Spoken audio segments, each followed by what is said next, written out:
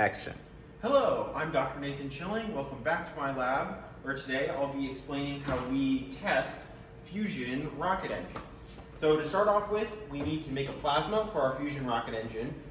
Don't worry, it's not a fusion plasma. It's not hot enough to kill you, but it is pretty hot. It's around 11,000 degrees. And we use a 1064 neodymium GAG laser to produce our plasma. So what happens is we have a laser pulse that comes out of the laser here, is reflected off this mirror and that mirror over there before entering the vacuum chamber. And it actually enters the vacuum chamber over here through this window of the vacuum chamber.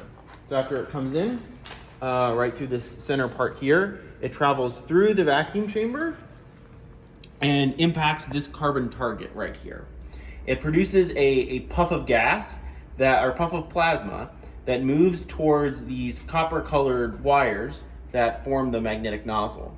And once the plasma interacts with the magnetic nozzle, due to diamagnetic currents in the surface of the plasma, like two opposing ends of a magnet, the plasma is repelled from the nozzle and impacts this target type thrust stand.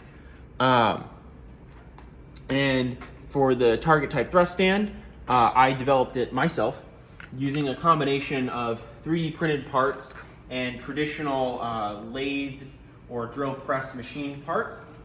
I also developed a circuit for taking data off the target type thrust stand using parts from the scrap electronics box. So we're committed here to sustainability at the Advanced Space Propulsion Lab of Fusion University. So all the parts that we get are reused. So I got these from another person's experiment, and hopefully the next person after me, they'll be able to use some of my parts too.